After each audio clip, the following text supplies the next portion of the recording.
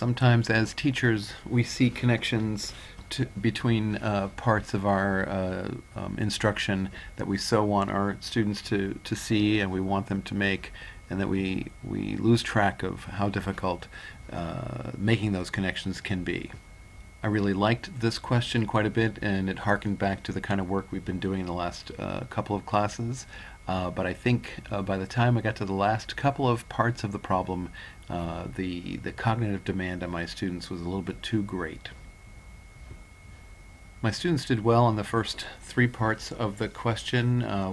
There was a ball impressed upon a spring, and then the spring was released, and the solutions to sort of figuring out the energy stored in the spring and how fast the ball would be traveling once it comes off the spring. Students did reasonably well with that.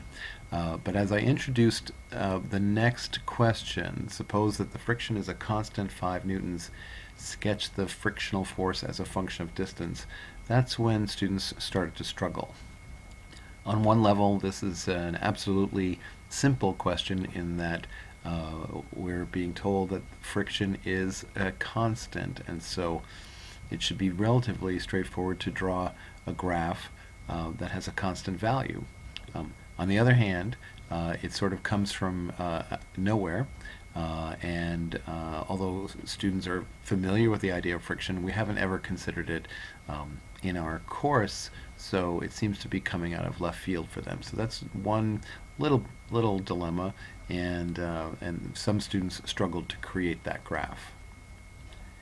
The last part of the question says that the ball will eventually roll to a stop because friction works on it, but can we determine how far the ball rolls? That seems like a pretty straightforward question in some ways, but if students struggle to make the graph and then are presented with this question, that's going to be a problem.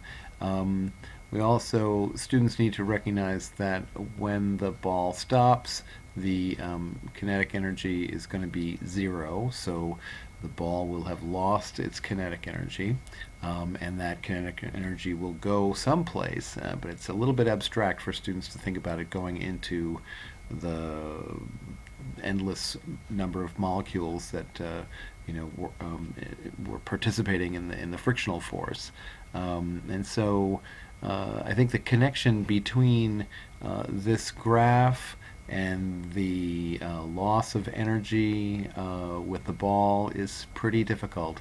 And while there's a simple calculation, there's a very subtle connection between the graph and the energy considerations. And many of my students struggled to make that connection.